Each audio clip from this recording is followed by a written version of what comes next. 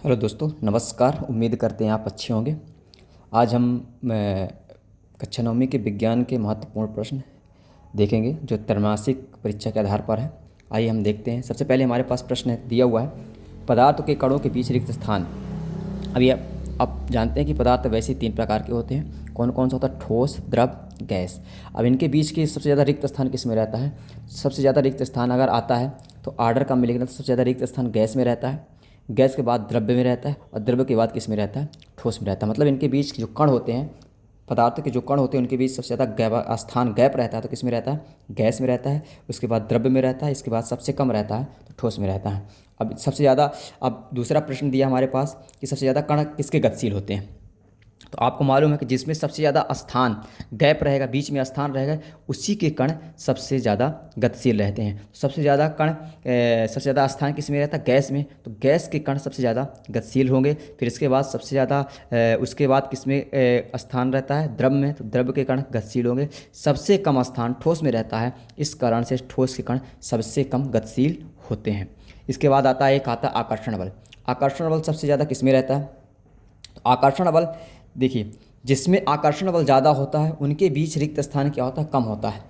क्योंकि कणों को क्या कर लेते हैं? आकर्षण बल के कारण क्या कर लेते हैं? कणों को एक अपनी तरफ क्या कर लेते हैं? खींच लेते हैं, जिनके कारण इनके बीच का स्थान क्या हो जाता है? कम हो जाता है। तो सबसे ज़्यादा आकर्षण बल क्या होता है? ठोस में होता है, उसके बाद द्रव्य में होता है। सबसे कम आकर्षण बल किस में होता है? गैस में होता है। एक प्रश्न डायरेक्ट पूछ देता है कि पदार्थ की कितनी अवस्थाएं होती हैं। तो पदार्थ की दोस्तों वैसे 5 होती हैं, लेकिन पेपर में तुम्हारे आता है कितनी है? 3। तो आप 9th क्लास में क्या लिख सकते हैं? 3 लिख सकते हैं। इसके बाद दूसरा आता है कि एलपीजी का पूरा नाम। तो एलपीजी का पूरा नाम अगर इंग्लिश से आता है तो लिख दोगे लिक्विड पेट्रोलियम गैस, और अगर हिंदी से आता है तो लिख सकते हो द्रवीकृत पेट्रोलियम गैस। एलपीजी का पूरा नाम द्रवीकृत पेट्रोलियम गैस। इसके बाद सीएनजी का पूरा नाम अगर आता है तो सीएनजी का पूरा नाम होता है संपीड़ित प्राकृतिक गैस। सीएनजी का पूरा नाम क्या है? संपीड़ित प्राकृतिक गैस। इसके बाद अगला ऑब्जेक्टिव है ताप का एसआई मात्रक। ताप का एसआई मात्रक क्या होता है? केल्विन होता है। वैसे डिग्री सेल्सियस भी होता है। ताप का 2 मात्रक बहुत सारे होते हैं। ताप होता है केल्विन होता है, डिग्री सेल्सियस होता है, फारेनहाइट होता है, लेकिन तुम्हारे उसमें क्या केवल 2 याद रखना है। एक केल्विन याद रखना और एक क्या याद रखना है? डिग्री सेल्सियस याद रखना है। तो ताप का सही मात्रक केल्विन होता है या डिग्री सेल्सियस। ठीक, तो अब आ जाइए, हम देखते हैं प्रश्न उत्तर। सबसे पहले हमारे पास दिया गलनांक किसे कहते हैं। पहला प्रश्न है हमारे पास कि गलनांक किसे कहते हैं। तो गलनांक किसे कहते हैं, इसके लिए गलनांक की परिभाषा हम क्या लिखेंगे कि वह न्यूनतम तापमान जिस पर ठोस पिघल करके द्रव्य बन जाता है, उससे हम क्या कहते हैं? गलनांक कहलाता है। वह क्या कहलाता है? वह इसका गलनांक कहलाता है। मतलब हम कह सकते हैं कि जब कोई भी ठोस पदार्थ किस में बदल जाए? द्रव्य में बदल जाता है, उसको हम क्या कहते हैं? वह तापमान को हम क्या कहते हैं? गलनांक कहते हैं। इसके बाद हमारे पास दूसरा प्रश्न है, क्वथनांक किसे कहते हैं। क्वथनांक किसे कहते हैं? तो इसका दूसरा प्रश्न हमारे पास, क्वथनांक किसे कहते हैं। अब क्वथनांक क्या है कि वह वायुमंडलीय दाब जिस पर कोई भी द्रव्य क्या करने लगता है? उबलने लगता हो। कोई भी द्रव्य क्या करने लगता हो? उबलने लगता हो, उसको हम क्या कहते हैं? क्वथनांक। मतलब कैसे ये कह सकते हैं आप कि कोई द्रव्य जब क्या हो जाता है, जैसे पानी, आप क्या होता है, पानी जिस तापमान पर क्या होता है? उबलने लगता है, उसी को हम क्या कहते हैं? क्वथनांक कहते हैं। या कोई भी द्रव्य ले लीजिए आप, अगर वह जिस तापमान पर क्या होता है, या ऐसे भी आप कह सकते हैं कि वह न्यूनतम तापमान जिस पर कोई द्रव्य उबलने लगे, उसे हम क्या कहते हैं? क्वथनांक कहते हैं। तो ये आप अगर परिभाषा आती है क्वथनांक किसे कहते हैं, तो आप लिख सकते हैं कि वायुमंडलीय दाब पर वह तापमान जिस पर द्रव्य उबलने लगे, उसे हम क्या कहते हैं? क्वथनांक कहते हैं। इसके बाद हमारे पास एक अगला प्रश्न है, ऊर्ध्वपातन किसे कहते हैं। ऊर्ध्वपातन किसे कहते हैं। तो ऊर्ध्वपातन किसे कहते हैं, सबसे अच्छा आप इसको समझ सकते हैं कि जब कोई भी ठोस क्या आ जाए, जब कोई भी ठोस, ये हमारे पास मान लो कोई ठोस है और ये गैस, जब कोई भी ठोस डायरेक्ट किस में बदल जाए? गैस में बदल जाए, उसको हम क्या कहते हैं? यह घटना क्या कहलाती है? ऊर्ध्वपातन। फिर से आप सुन लीजिए कि जब कोई भी ठोस किस में बदल जाता है? डायरेक्ट किस में बदल जाता है? गैस में बदल जाता है, उस ऐसी घटना को हम क्या कहते हैं? ऊर्ध्वपातन कहते हैं। जैसे आप कपूर देखे होंगे, कपूर को जब आप जलाते हैं तो क्या जलाने के पहले क्या रहता है? ठोस रहता है। इसके बाद जब जल जाता है तो क्या इसमें गैस में बदल के क्या हो जाता है? उड़ जाता है। तो ऐसी घटना को हम क्या कहते हैं? ऊर्ध्वपातन कहते हैं। अब इसके बाद हमारे पास है ठोस कार्बन डाइऑक्साइड किसे कहते हैं। इसको दूसरा नाम इसका शुष्क बर्फ, शुष्क बर्फ। ये आता है शुष्क बर्फ किसे कहते हैं? शुष्क बर्फ किसे कहते हैं? ठोस कार्बन डाइऑक्साइड को क्या कहते हैं? शुष्क बर्फ कहते हैं। इसको क्या करते हैं, जब कार्बन डाइऑक्साइड गैसीय अवस्था में हो उसको उच्च दाब पर क्या करते हैं हम? एकत्रित करते हैं। मतलब इसके अगर कोई आता परिभाषा पूछता ठोस कार्बन डाइऑक्साइड किसे कहते हैं, तो उच्च दाब पर कार्बन डाइऑक्साइड को एकत्रित करना ही क्या कहलाता है? ठोस कार्बन डाइऑक्साइड कहलाता है, या इसी को हम बोलते हैं शुष्क बर्फ। शुष्क बर्फ, आप शुष्क बर्फ को ऐसा कह सकते हैं कि ठोस कार्बन डाइऑक्साइड को आप शुष्क बर्फ कहते हैं। अब इसके बाद क्या है, एक ऑब्जेक्टिव है। ऑब्जेक्टिव पानी का क्वथनांक। पानी मतलब कितने, अगर पूछ देता पानी का क्वथनांक कितना होता है या पानी कितने डिग्री सेल्सियस पर उबलने लगता है, तो पानी का क्वथनांक 373 केल्विन, या सेल्सियस में पूछता तो 100 डिग्री सेल्सियस मतलब में क्या करने लगता है? उबलने लगता है। या तो आप ऐसे कह सकते हैं कि अगर पानी का तापमान 100 डिग्री सेल्सियस में पानी को रखा जाए तो क्या करने लगेगा? उबलने लगता है। अब एक इसके बाद हमारे पास प्रश्न है, वाष्पीकरण से आप किससे कहते हैं? वाष्पीकरण को प्रभावित करने वाले कारक। ये बहुत इंपॉर्टेंट प्रश्न है, वाष्पीकरण किसे कहते हैं और प्रभावित करने वाले कारक, इनके कारक लिखिए। तो वाष्पीकरण क्या होता है कि क्वथनांक से कम का तापमान, क्वथनांक से कम का तापमान जिस पर द्रव्य किस में बदल जाता है? वाष्प में बदल जाता है। हम कह सकते हैं क्वथनांक से कम का तापमान जिसमें द्रव्य वाष्प में परिवर्तित होने लगता है, इस प्रक्रिया को वाष्पीकरण कहते हैं। आप बड़े उदाहरण से इसको बहुत अच्छे समझ सकते हैं कि आप पानी है, पानी को जब आप पानी को गर्म करते हैं तो धीरे धीरे उसमें से क्या निकलती है? वाष्प निकलती है, और कुछ टाइम बाद आप देखते हैं कि पानी उबलने लगता है। तो उबलने के पहले की घटना क्या कहलाती है? वाष्पीकरण कहलाती है। इसको हम अगर किताबी भाषा में लिखेंगे तो क्या हो जाएगा? क्वथनांक का से कम का तापमान जिस पर द्रव्य क्या हो जाता है? वाष्प में परिवर्तित होने लगता है, उसे हम क्या कहते हैं? वाष्पीकरण कहते हैं। अब वाष्पीकरण को प्रभावित करने वाले कारक, तो वाष्पीकरण को प्रभावित करने वाले कारक हमारे पास बहुत सारे हैं, जिसमें हम कुछ जो इंपॉर्टेंट है उनको देखते हैं। सबसे पहले हमारे पास तापमान। अगर तापमान वृद्धि होगी, तापमान में क्या होगी? वृद्धि होगी, तो वाष्पीकरण की क्रिया अपने आप क्या हो जाएगी? बढ़ जाएगी। जैसे आप देखते हैं गर्मियों के दिनों में पानी क्या होता है? बहुत जल्दी सूखता है। तो इसका रीजन क्या है कि तापमान वृद्धि होने पर वाष्पीकरण की क्या हो जाती है? बढ़ जाती है। दूसरा दिया आर्द्रता की कमी। अगर आर्द्रता है, वायु में आर्द्रता का मतलब अगर नमी, ठंडी है वायु, अगर वायु कैसी ठंडी है तो वाष्पीकरण की क्रिया क्या होती है? कम हो जाती है। क्या जाती है? कम। अगर वायु में क्या है? आर्द्रता है या नमी या ठंडी है, उसमें वाष्पीकरण की क्रिया क्या हो जाती है? कम हो जाती है। तो ये ध्यान रखना कि आर्द्रता में वाष्पीकरण की, अगर आर्द्रता में क्या है, वायु आर्द्रता में है तो उसमें वाष्पीकरण की क्रिया हो जाएगी, कम हो जाएगी। इसके बाद हमारे पास अगला नंबर है वायु की गति।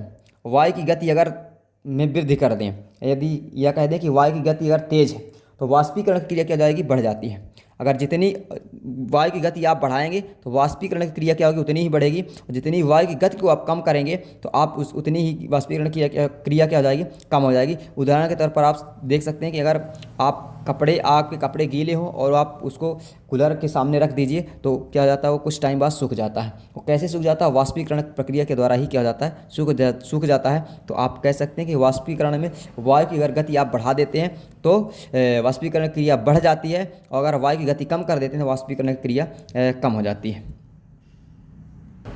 एक हमारे पास ऑब्जेक्टिव प्रश्न है, क्या है कि गर्मी में किस प्रकार के कपड़े पहनने चाहिए? तो गर्मी में हमको सूती कपड़े पहनना चाहिए। अब बहुत दो प्रश्न दिए हैं जिनको हमको तापमान को किस में बदलना है। ये तापमान हमारे पास केल्विन में दिया है। अब इन केल्विन तापमानों को हमको किस में बदलना है? डिग्री सेल्सियस में बदलना है। तो आइए देखते हैं इनको कैसे डिग्री सेल्सियस में बदलते हैं। तो दोस्तों केल्विन से सेल्सियस में बदलने के लिए हमको कुछ नहीं करना है। ये हमारे पास क्या करना है, जो मान दिया है केल्विन में मान दिया है, इसको हमको अगर केल्विन से आपको सेल्सियस में बदलना है 273 को घटा दो तो आपको यहाँ लिख दोगे डिग्री सेल्सियस बराबर हो जाएगा 300 केल्विन माइनस 273 केल्विन। अब इसको घटा देंगे तो 10 में 3 गए घटा कितना आएगा? 7। ये हो जाएगा 9 में 7 गए कितना हो जाएगा? 2, और ये हो जाएगा 0। तो हमारे पास कुल कितना बच रहा है दोस्तों? तो हमारे पास बच रहा है 27 डिग्री सेल्सियस। तो ये किस में बदल गया? सेल्सियस में बदल गया। इसी तरह से दूसरा नंबर प्रश्न है हमारे पास, बी नंबर है, ये ए नंबर था। बी नंबर हमारे पास कितना दिया? 573 केल्विन दिया है। 573 केल्विन को हमको किस में बदलना है? सेल्सियस में बदलना है। तो आप क्वेश्चन नहीं करिए, 573 को किस में बदल दीजिए? 273 में क्या कर दीजिए? माइनस कर दीजिए। तो हमारे पास ये हो जाएगा 573 को 273 केल्विन में माइनस कर देंगे तो ये हमारे पास बचेगा 300 डिग्री सेल्सियस। तो ये हम बदल दिए। आपको कुछ नहीं करना है, अगर आपके पास केल्विन में दिया है उसको डिग्री सेल्सियस में बदलना है तो बस 273 में आप क्या कर दिए? माइनस कर दीजिए तो आपके पास क्या आ जाएगा? आंसर आ जाएगा। दोस्तों पार्ट 2 है हमारे पास। पहला पार्ट 2 का पहला प्रश्न है कि मिश्र धातु किसे कहते हैं। तो सबसे पहले हमारे पास मिश्र धातु किसे कहते हैं। तो आइए देखते हैं मिश्र धातु किसे कहते हैं। तो मिश्र धातु दो या दो से अधिक धातुओं के समांगी मिश्रण को, आप इसको कह सकते हैं कि दो या दो से अधिक धातुओं के समांगी मिश्रण को हम क्या कहते हैं, मिश्र धातु कहते हैं। तो आप लिख सकते हैं कि दो या दो से अधिक धातुओं के समांगी मिश्रण को मिश्र धातु कहते हैं। एक प्रश्न इसमें से ऑब्जेक्टिव आ जाता है, ऑब्जेक्टिव क्या जाता है कि पीतल एक मिश्र धातु है। उदाहरण आप लिख सकते हैं कि पीतल एक क्या है, मिश्र धातु है। पीतल किसका किसका मिश्र धातु है, तो पीतल किसका मिश्र धातु, कॉपर और जिंक का। कॉपर कितने परसेंट होता है, 70% और जिंक कितने परसेंट होता है, 30% होता है। तो आप कह सकते हैं कि पीतल एक क्या है, एक मिश्र धातु है। पीतल में मिश्र धातु किसका किसका रहता है, कॉपर का रहता है और जिंक का रहता है। इसके बाद हमारे पास है बिलियन किसे कहते हैं। तो एक ये भी प्रश्न आता है, इंपॉर्टेंट है, बिलियन किसे कहते हैं। तो बिलियन के हम आप बिलियन की परिभाषा हम क्या लिख देंगे कि बिलियन की परिभाषा है कि दो या दो से अधिक पदार्थों के समांगी मिश्रण को हम क्या कहते हैं, बिलियन कहते हैं। बिलियन दो या दो से अधिक पदार्थों के समांगी मिश्रण को हम बिलियन कहते हैं। तो आपका परिभाषा आप उम्मीद करते हैं कि बन जाएगी। बिलियन किसे कहते हैं कि दो या दो से अधिक पदार्थों के समांगी मिश्रण को, ये समांगी मिश्रण को क्या कहते हैं, बिलियन कहते हैं। इसके बाद एक प्रश्न है कि बिलियन के गुण लिखिए। बिलियन के गुण लिखने के लिए प्रश्न क्या आता है, पहला है कि यह एक कैसा है, समांगी मिश्रण है। बिलियन के कारण पहले क्या है, इसके दो भी गुण आते हैं। तो दो गुण आप ये दोनों याद कर सकते हैं। जैसा पहला नंबर है कि यह एक समांगी मिश्रण है। दूसरा नंबर है कि इसके कण जो होते हैं बहुत छोटे होते हैं, मतलब 10⁻⁹ मीटर के होते हैं। बिलियन के कण क्या होते हैं, बहुत छोटे होते हैं, जिनको हम आंखों से देख नहीं सकते हैं। ये लिख सकते हैं। दूसरा गुण क्या है, पहला गुण है कि बिलियन एक समांगी मिश्रण है। दूसरा गुण है कि बिलियन के कण बहुत छोटे होते हैं, जिनको हम आंखों से नहीं देखे जा सकते हैं। अब तीसरा हमारे पास प्रश्न है दोस्तों कि धातु और अधातु में अंतर लिखिए। तीसरा प्रश्न हमारे पास है कि धातु और अधातु में आपको अंतर लिखना है। तो आइए देखते हैं धातु और अधातु में अंतर क्या है।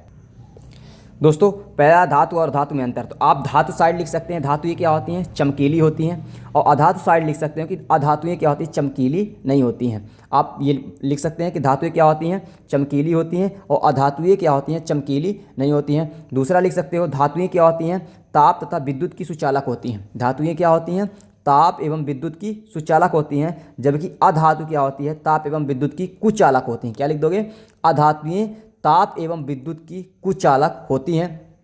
तीसरा आप लिख सकते हैं, धातुएं क्या होती हैं, आघात वर्धनीय होती हैं। धातुएं क्या होती हैं, आघात वर्धनीय होती हैं, और अधातुएं क्या होती हैं, आघात वर्धनीय नहीं होती। चौथा क्या लिख दोगे, तीसरा अंतर लिखोगे कि धातुएं आघात वर्धनीय होती हैं, जबकि अधातु आघात वर्धनीय नहीं होती हैं। और चौथा अंतर है कि धातुएं क्या होती, तन्य होती हैं। तन्य का मतलब हम खींच करके उनकी तार बना सकते हैं।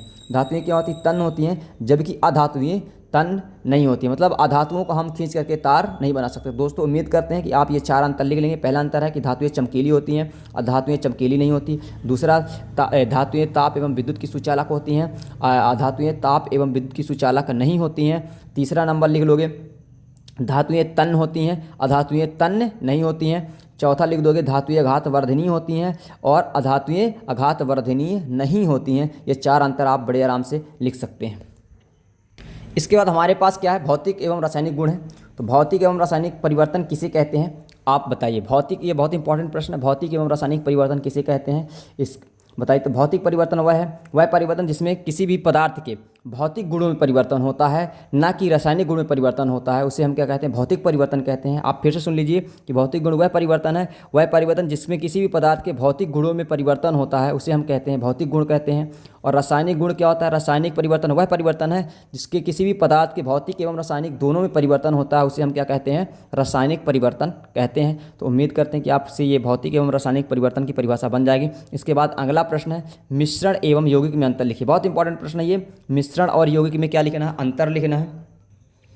तो ये हमारे पास मिश्रण और यौगिक में अंतर दिया है। पहला अंतर दिया है कि मिश्रण क्या होता है, संगठन, मिश्रण का संगठन परिवर्तनीय होता है, मतलब बदल जाता है। लेकिन जो यौगिक का संगठन होता है, ये नए संगठन का नए पदार्थ का संगठन एवं सदैव स्थायी होता है। मतलब यौगिक का संगठन क्या है, परिवर्तनीय नहीं होता, मतलब बदलता नहीं है। जो यौगिक एक बार बन गया तो बन गया, उसको परिवर्तन होने वाला नहीं है। और मिश्रण में क्या होता है, परिवर्तनीय होता है, बदल जाता है। दूसरा नंबर है, मिश्रण में उपस्थित घटकों के गुणधर्म को दर्शाता है। मिश्रण उसमें उपस्थित घटकों के गुणधर्म को दर्शाता है, जबकि यौगिक क्या पदार्थ नए पदार्थ के गुणधर्म पूरी तरह से भिन्न होते हैं। नए पदार्थ को क्या होता है, गुणधर्म क्या होते हैं, पूरी तरह से भिन्न होते हैं। कहने का मतलब है कि अगर मिश्रण है तो वो पुराने पदार्थ का ही गुण दर्शाएगा, लेकिन जो यौगिक है, जो यौगिक बनता है वो नए पदार्थ, जो नया पदार्थ बनता है उसके गुण को दर्शाता है। ठीक, तीसरा नंबर हमारे पास, घटकों को भौतिक विधियों द्वारा सुगमता से पृथक किया जा सकता है। मिश्रण को भौतिक विधि द्वारा हम क्या कर सकते हैं, पृथक कर सकते हैं, जबकि केवल यौगिक को हम भौतिक विधि द्वारा अलग या पृथक नहीं कर सकते हैं। उसको केवल किससे पृथक कर सकते हैं, रासायनिक विधि द्वारा। तो आप इसको लिख सकते हैं कि मिश्रण को भौतिक विधि द्वारा पृथक कर सकते हैं, और जबकि यौगिक को रासायनिक विधि के द्वारा पृथक्करण कर सकते हैं। अब ये हमारे पास कुछ उदाहरण के लिए ऑब्जेक्टिव के लिए प्रश्न दिए, जैसे एरोसॉल। एरोसॉल पूछता कि निम्नलिखित में से एरोसॉल कौन है, तो कोहरा और बादल क्या है, एरोसॉल है। इनको लिख सकते हैं। अगर कोहरा और आप बादल ऑप्शन में दिया है कोई भी एक, तो एरोसॉल का उदाहरण दिया है। जेल, जेल आता था, जेल क्या होता है, पनीर होती है, और जेली, ये दोनों क्या होते हैं, जल के उदाहरण है। तीसरा नंबर आता है इमल्सन। इमल्सन का उदाहरण सबसे अच्छा क्या है, दूध है। तीसरा सबसे ज़्यादा जो पूछता है साल, साल का उदाहरण क्या है, कीचड़। कीचड़ अगर आता है निम्नलिखित में साल का उदाहरण क्या है, तो साल का उदाहरण क्या है, कीचड़ है। इमल्सन का उदाहरण दूध है। जेल का उदाहरण पनीर और जेली है। एरोसॉल का उदाहरण कोहरा एवं बादल है। अब एक पूछ देता कि निम्नलिखित बताइए भौतिक परिवर्तन एवं रासायनिक, कौन सा रासायनिक परिवर्तन, तो ये ध्यान रखना कि जंग लगना, जंग लगना क्या है, एक भौतिक रासायनिक परिवर्तन है। जंग लगना क्या है, रासायनिक परिवर्तन है। खाने का पचना क्या है, एक रासायनिक परिवर्तन है। जबकि भौतिक परिवर्तन अगर बर्फ का बनना हो, बर्फ का बनना या पिघलना, दोनों कौन सा परिवर्तन है, रासायनिक परिवर्तन है। ठीक, इसको आप ध्यान रखिए। एक तीसरा उदाहरण आता है उपधातु किसे कहते हैं, तो उपधातु ऐसा धातु है जो धातु एवं अधातु दोनों का गुण प्रदर्शित करे, दोनों के बीच में गुण प्रदर्शित करे, उसे हम क्या कहते हैं, उपधातु कहते हैं। उपधातु के सबसे दो उदाहरण हैं, ये आते हैं, जैसे बोरान, सिलिकॉन, ये क्या है, उपधातु के उदाहरण है, इसको आप देख सकते हैं। फिर अगला प्रश्न हमारे पास है टिंडल प्रभाव। टिंडल प्रभाव किसे कहते हैं, तो दोस्तों टिंडल प्रभाव क्या होता है, प्रकाश की ये एक ऐसी घटना है जिसमें प्रकाश के जो कण होते हैं प्रकाश की किरण को क्या कर देते हैं, फैला देते हैं। फिर से क्या है, अब क्या आप समझिए इसको कि टिंडल प्रभाव ऐसी घटना है जो पदार्थ के कण प्रकाश की किरण को क्या कर देते हैं, फैला देते हैं। ऐसी घटना को हम क्या कहते हैं, टिंडल प्रभाव कहते हैं। तो छोटे छोटे जो कण होते हैं प्रकाश की किरणों को क्या कर देते हैं, फैला देते हैं, और फैली हुई किरण क्या कहलाती है, टिंडल प्रभाव कहलाता है। इसको सबसे पहले टिंडल नामक वैज्ञानिक ने इसकी खोज की थी, इसलिए इनको क्या कहा जाता है, टिंडल प्रभाव कहा जाता है। अब इसके बाद देखते हैं, बायो का चैप्टर आ गया कि कोशिका की खोज सबसे पहले किसने की थी, तो कोशिका की खोज सबसे पहले किसने की थी, रॉबर्ट हुक ने। रॉबर्ट हुक ने जो कोशिका की खोज की थी वो मृत कोशिका थी। इसके बाद दूसरा प्रश्न दिया है जीवित कोशिका। जीवित कोशिका की खोज किसने की थी, ल्यूवेनहॉक ने की थी, और कब किया था, 1674 में किया था। तीसरा नंबर है केंद्रक की खोज किसने किया था, तो केंद्रक की खोज रॉबर्ट ब्राउन ने किया था। तीसरा नंबर है कोशिका का सिद्धांत किसने दिया था, तो कोशिका का सिद्धांत एम स्लीडन एंड टी स्वान, दो व्यक्तियों ने दिए थे। कौन कौन दिए थे, एम स्लीडन एंड टी स्वान दिया था। तीसरा नंबर है कोशिका का विभाजन, कोशिका का विभाजन बिरचाओ या बिरचो, दो नाम इसके, बिरचाओ या बिरचो ने कब किया था, 1865 में किया था। फिर एक आ जाता है डीएनए का पूरा नाम क्या है, तो डीएनए का पूरा नाम डीऑक्सी राइबो न्यूक्लिक अम्ल है। डीएनए का पूरा नाम क्या है, डीऑक्सी राइबो न्यूक्लिक अम्ल। इसके बाद कोशिका का पावर हाउस किसे कहते हैं, तो कोशिका का पावर हाउस माइटोकॉन्ड्रिया को कहते हैं। तीसरा ऑब्जेक्टिव है कि एटीपी का पूरा नाम क्या है, तो एटीपी का पूरा नाम एडिनोसिन ट्राईफॉस्फेट है। एटीपी का पूरा नाम एडिनोसिन ट्राईफॉस्फेट। इसके बाद आता है कि आत्मघाती थैली किसे कहते हैं, तो आत्मघाती थैली लाइसोसोम को हम आत्मघाती थैली कहते हैं। इसके बाद हमारे पास है कि जीवन की मूलभूत इकाई को हम क्या कहते हैं, कोशिका कहते हैं। अब दो वर्ड और हैं, प्रोकैरियोटिक कोशिका और यूकैरियोटिक कोशिका। प्रोकैरियोटिक कोशिका में जिसमें केंद्रक झिल्ली नहीं होती है, फिर से आप इसको ध्यान से देखिए, जिसमें केंद्रक झिल्ली नहीं होती है उसे हम क्या कहते हैं, प्रोकैरियोटिक कोशिका कहते हैं, और जिसमें केंद्रक झिल्ली होती है उसको हम क्या कहते हैं, यूकैरियोटिक कोशिका कहते हैं। इसके बाद प्रश्न अब आ जाइए प्रश्न में, तो सबसे पहला प्रश्न है पादप कोशिका एवं जंतु कोशिका में अंतर लिखिए। पहला प्रश्न हमारे पास दिया है कि पादप कोशिका एवं जंतु कोशिका में क्या लिखना है, अंतर लिखना है। तो आइए देखते हैं पादप कोशिका और जंतु कोशिका में अंतर। दोस्तों पादप कोशिका और जंतु कोशिका में अंतर ये दिया है। पहला नंबर दिया इसमें कोशिका भित्ति नहीं पाई जाती है। इसमें कोशिका भित्ति सेल्यूलोज की पाई जाती है, लेकिन किसकी बनी होती है? सेल्यूलोज की बनी होती है। दूसरा है इसमें लवक नहीं पाए जाते हैं, इसमें हरित लवक पाए जाते हैं। कुल मिला के 4 अंतर आपको याद करना, तो 2 अंतर यही हो गए। तीसरा अंतर हमारे पास है इसमें रिक्तिकाएँ नहीं होती हैं, लेकिन अथवा या बहुत छोटी होती भी है तो कैसी होती है? बहुत छोटी होती हैं। इसमें जो रिक्तिकाएँ होती हैं बड़ी आकार की पाई जाती हैं। इसमें क्या हो जाता है? तारक काय या सेंट्रोसोम क्या व्यापक रूप से पाया जाता है। इसमें तारक काय केवल शैवाल में पाया जाता है और शेष सभी कोशिकाओं में तारक काय नहीं पाया जाता है। तो ये 4 अंतर हो गए। ये 4 अंतर आप बड़े आराम से याद कर सकते हैं कि तारक काय। चौथा अंतर क्या है? तारक काय व्यापक रूप से पाया जाता है, इसमें तारक काय केवल शैवाल में पाया जाता है। इसके बाद हमारे पास अगला प्रश्न है कि जंतु कोशिका का नामांकित चित्र बनाइए। तो जंतु कोशिका का नामांकित चित्र मतलब विथ नाम, मतलब नाम के साथ हमको क्या बनाना है? चित्र बनाना है। तो हमारे पास ये जंतु कोशिका का नामांकित चित्र है। ये हमारे पास जंतु कोशिका का नामांकित चित्र दिया हुआ है, तो इसको आप लिख सकते हैं। आप ये बना हुआ है, इसमें बहुत सारे नाम दिए हुए हैं, जैसे माइटोकॉन्ड्रिया है, सेंट्रियोल है, क्रोमोजोम है, केंद्रक है, केंद्रिका है, केंद्रक कला है, प्लाज्मा है, लाइसोसोम है, रसधानी है, राइबोसोम, ये बहुत सारे नाम दिए गए हैं। तो इनको आप क्या करिए कि इनके नाम आप विथ नाम के सहित क्या करिए? जंतु कोशिका का चित्र बनाइए। इसके बाद हमारे पास दूसरा प्रश्न है।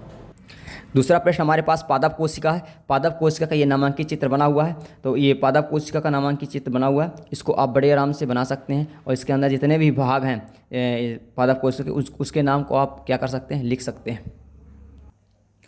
इसके बाद हमारे पास है माइटोकॉन्ड्रिया का पावर हाउस क्यों कहते हैं। तो माइटोकॉन्ड्रिया को पावर हाउस क्यों कहते हैं, आइए देखते हैं इसको कि माइटोकॉन्ड्रिया को पावर हाउस। ये माइटोकॉन्ड्रिया को पावर हाउस इसलिए कहते हैं क्योंकि क्या करता है माइटोकॉन्ड्रिया? किस्टी जो एंजाइम है श्वसन क्रिया में भाग लेकर के ऊर्जा उत्पन्न करता है और यह एटीपी के रूप में क्या करता है? संचित करता है, और जिसके कारण से माइटोकॉन्ड्रिया कोशिका के विद्युत ग्रह कहलाते हैं। देखो ये क्या करता है, कुल मिला के माइटोकॉन्ड्रिया जो खाना बचा हुआ होता है उसको क्या कर लेता है? स्टोर कर लेता है, और जब आपको भूख लगती है तो उसी जो ऊर्जा होती है किसके रूप में स्टोर करता है? एटीपी के रूप में स्टोर करता है। और जब आपको ऊर्जा की ज़रूरत पड़ती है तो एटीपी को क्या बदल देता है? पुनः से ऊर्जा में बदल देता है और पुनः से आपको क्या कर देता है? ऊर्जा दे देता है। इसके कारण से इसको क्या कहा जाता है? माइटोकॉन्ड्रिया को वो बिजली घर या पावर हाउस कहते हैं। अब एक अंतिम प्रश्न है इस पाठ का, किन्हीं भी कोशिका अंगों के 5 नाम लिखो और उससे कार्य लिखिए। तो जैसे हमारे पास है पहला कोशिका अंग है माइटोकॉन्ड्रिया। माइटोकॉन्ड्रिया का कार्य क्या होता है? ऊर्जा का देना। लाइसोसोम होता है। लाइसोसोम क्या होता है? अपशिष्ट पदार्थों का उत्सर्जन करना, मतलब नष्ट करना।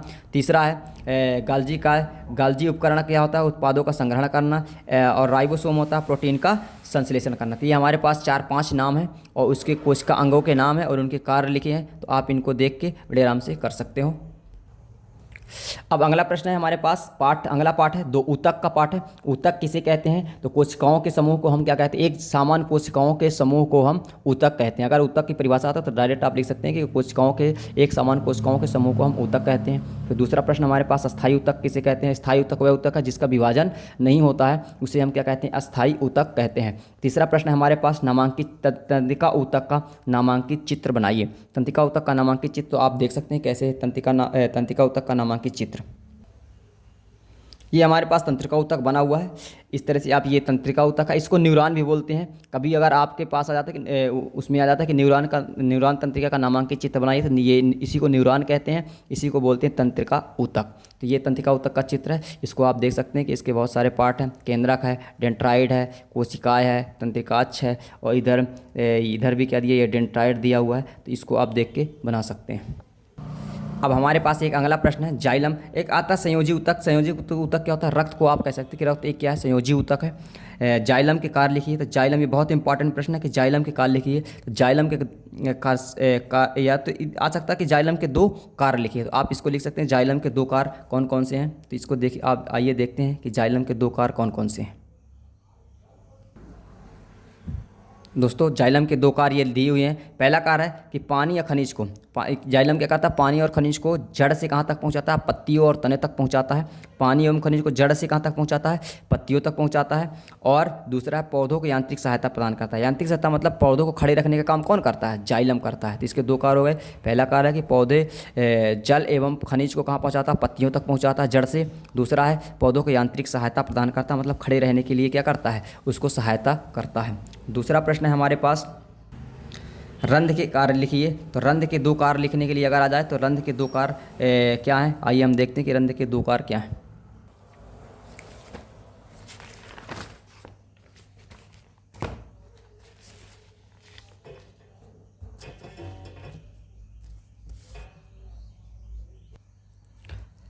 अब इसमें कुछ महत्वपूर्ण प्रश्न दिए हुए हैं, ऑब्जेक्टिव प्रश्न है, इसको आप देख सकते हैं कि कैसे।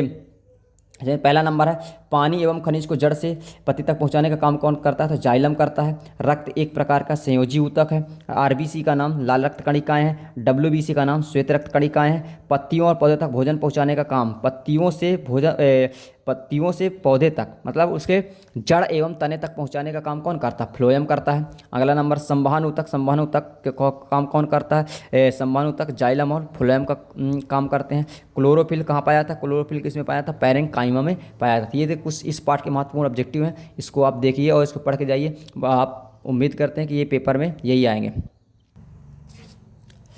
ये हमारे पास प्रश्न दिया हुआ है। पहला प्रश्न है पार्ट 7 का पहला प्रश्न, दूरी का मात्रक लिखिए। तो दूरी का मात्रक क्या है दोस्तों? मीटर है। विस्थापन का मात्रक लिखिए, मीटर। चाल का मात्रक मीटर प्रति सेकंड, इसको दो तरीके से लिख सकता है, मीटर प्रति सेकंड और मीटर ये प्रति सेकंड। तीसरा बेग का मात्रक क्या है? मीटर प्रति सेकंड। चौथा नंबर है दूरी मापने वाला यंत्र। दूरी मापने वाला यंत्र क्या कहते हैं? ओडोमीटर कहते हैं। तीसरा, बेग में परिवर्तन की दर को क्या कहते हैं? त्वरण कहते हैं। पथ की लंबाई को क्या कहते हैं? दूरी कहते हैं।